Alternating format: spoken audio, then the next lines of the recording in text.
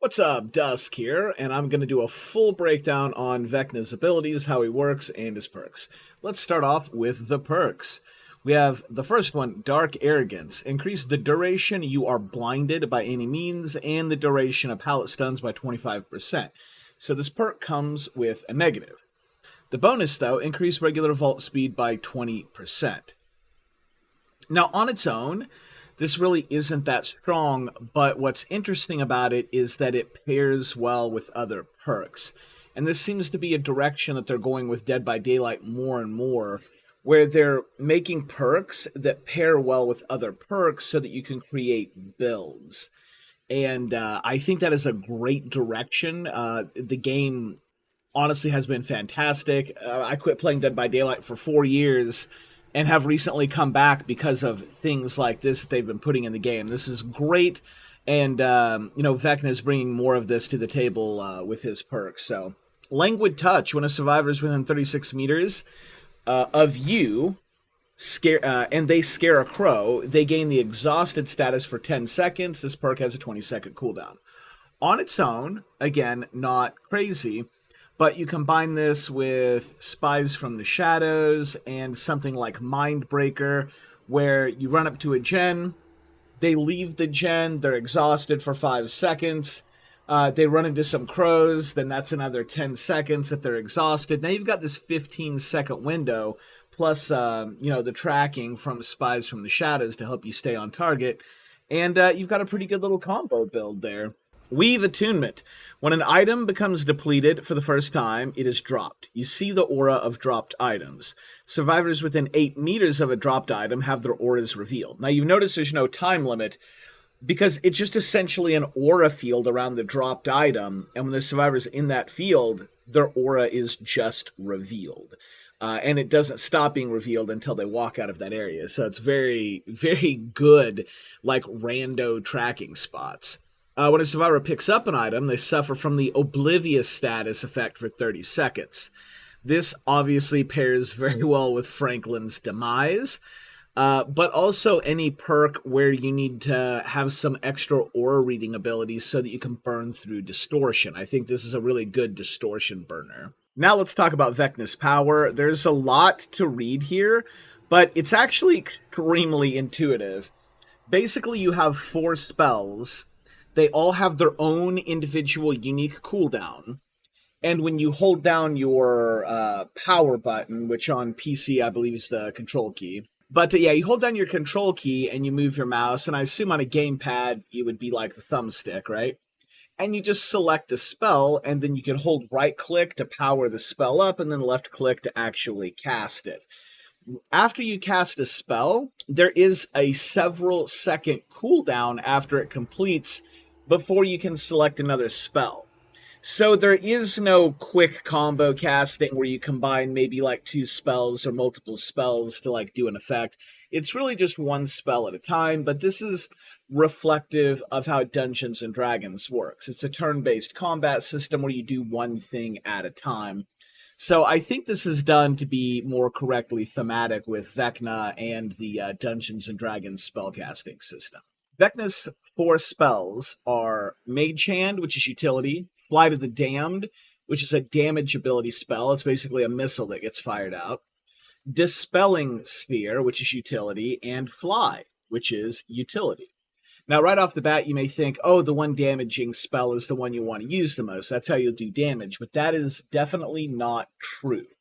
I would actually say Vecna's 2 most powerful spells are Fly and Mage Hand, then Flight of the Damned, which is your damaging spell, and then finally Dispelling Sphere.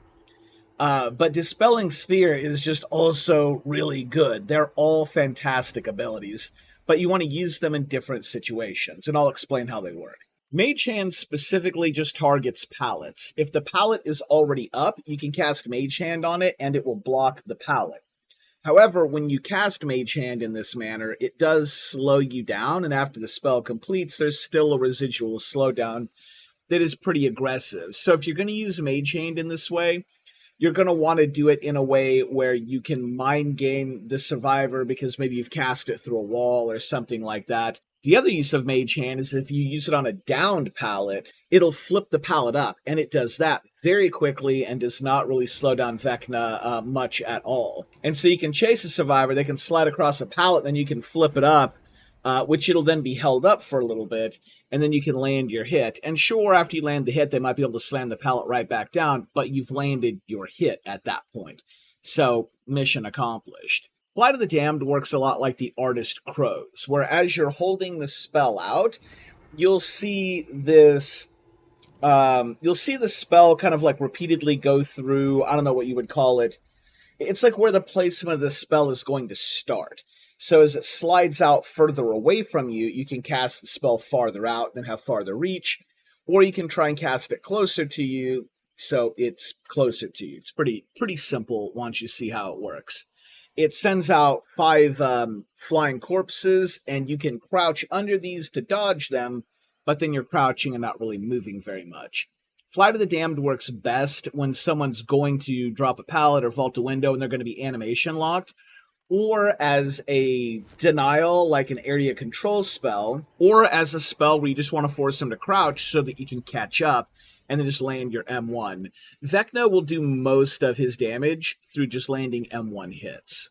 So at the end of the day, Flight of the Damned is more utility than damage. And that takes us to Dispelling Sphere. Dispelling Sphere is a large orb that is wider, a fair bit wider than Vecna is tall. So it's a pretty big orb. And it'll slowly roll in the direction that you face it, which can be up, it can be down, or it can be a flat trajectory across the map. As this slowly rolls across the map, it will collide with survivors and then put Killer Instinct on them. And if it does that, it will temporarily disable the magic items that they've looted from Vecna, which are magic bracers and magic boots. Those magic bracers and magic boots are specifically looted to help counter the spells that Vecna casts. So Dispelling Sphere not only is a great way to try and find hiding survivors, but it can also counterplay some of their counterplay that they have. The other neat thing about this is that the survivors cannot see Dispelling Sphere until it hits them. Only then does it become visible to them, so you can do some pretty sneaky things with it. Vecna also has a passive that spawns items on the map for the survivors. Think like Wesker and Nemesis, where survivors can go get things to help them against the killer, but then they have to spend time doing that, so it ends up being a bit of a time waster. Vecna spawns treasure chests, and these treasure chests will have either a magic bracer or a magic boot in them, well, a set of bracers or a set of boots, that will give you a passive ability that will help you deal with some of Vecna's spells. So, like, a set of bracers might help you see Vecna when Vecna flies, for example. And then a set of boots that might reveal Vecna's aura anytime he goes to cast Flight of the Damned. But the catch here is that there are 7 chests, but one of them is a mimic. And the mimic sort of acts like a trapper bear trap. It will snag onto the survivor, it'll alert Vecna, and it appears to do damage to the survivor as well. I got caught in a mimic myself while playing Survivor, and the skill checks were pretty super easy, and you can get out of it pretty quick if you're lucky. But I've also seen people get downed by the mimic, so I think if you mess up the skill checks, which again are super easy to hit, but if you mess them up, it does look like the mimic will continue to do damage, and that could down the survivor. Now, some people have said that the mimic appears when you roll a natural 1 or a nat 1, because when you roll or when you loot a chest, the game will roll a d20, just like you're playing Dungeons and Dragons, and that will determine the grade of the loot. And if you get a critical success, which is a 20, you'll get one of Vecna's artifacts, the Hand of Vecna or the Eye of Vecna. But if you roll a 1, a critical failure, then you get the mimic. Although, I don't think you get the mimic. I think the mimic is just predetermined. I don't think it's tied to the dice roll, but I haven't been able to, like, truly verify that myself. But it's there. There's a mimic somewhere. Just heads up that that can happen. Now, you're probably wondering what the Hand of Vecna and the Eye of Vecna do. They're incredibly cool, but obviously incredibly rare to get, because you have to roll a 20 on a d20 to get one. The Hand of Vecna makes it so that if you quick vault into a locker, you will randomly teleport to another locker, often far away. Now, you will get marked with Killer Instinct, but again, you could be, and often are, pretty far away, so you might be safe. The Eye of Vecna is when you are in a locker, you get into a locker, and you fast vault out, you come out invisible. And you're invisible for like 10 seconds. Now, Vecna can still hit you, so if he's standing in front of the locker, he can probably just M1 the air and hit you. But if not, he won't see you. There's no scratch marks, no blood, no grunt, no nothing. You are perfectly invisible. And that is really, really cool. Now, both of these items are cursed, though. So that means when you use them, you have to be in the healthy state.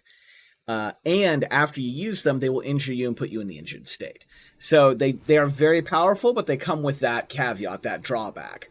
Now, if you ever have the Eye of Vecna and the Hand of Vecna, what basically happens is you can fast vault into one locker, teleport out and jump out of a random locker, but you'll be invisible when you do that. So incredibly powerful if you ever get lucky enough to get both artifacts. Now, Vecna's abilities sound a little confusing. Don't worry, I've got some gameplay from stream today where it showcases not only how the spells work, but some situations where I was able to make some really cool plays. Anyway, let's check that out. Ka!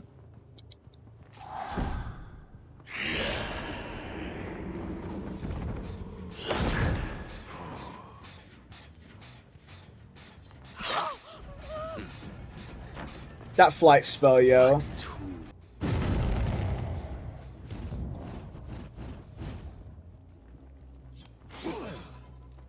Oh, is this not...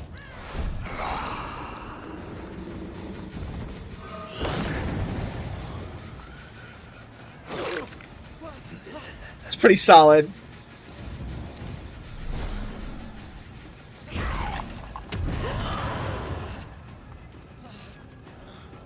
Good zone control. Up you go.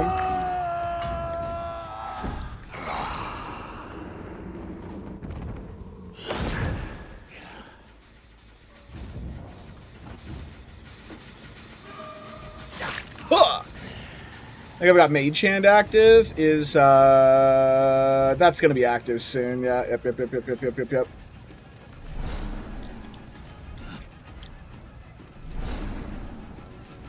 Let's get the wounded guy.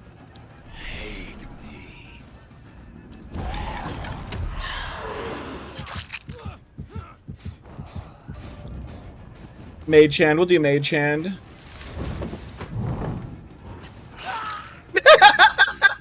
It canceled him out of the vault, dude. Boop.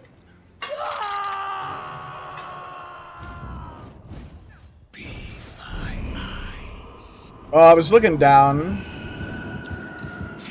Found ya.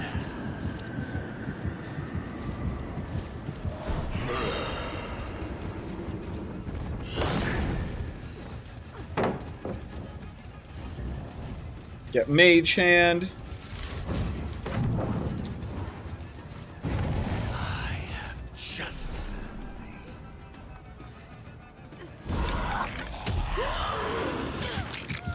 Almost. Vecna's so good. Okay, I used flight already. Do I have anything? Let's go ahead and throw the orb out here for tracking. Looks like I will have flight up here pretty soon. Yeah, we see somebody here. Will I need flight? I don't need flight. Oh? What were you up to, huh?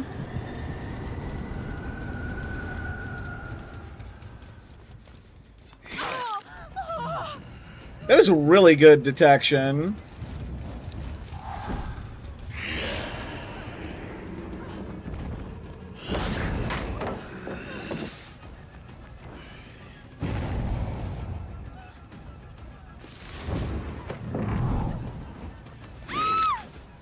Mage Hand, dude. What are you gonna do? And we'll see if I can get him here. That made him duck, which gave me the opportunity to land the hit. Like, that's the play around you can get. Even if you don't hit him with it.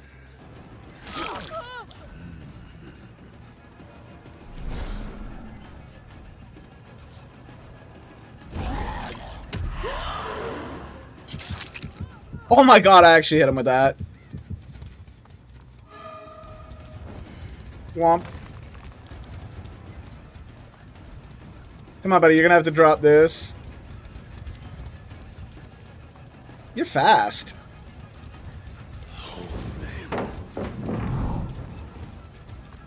Getcha!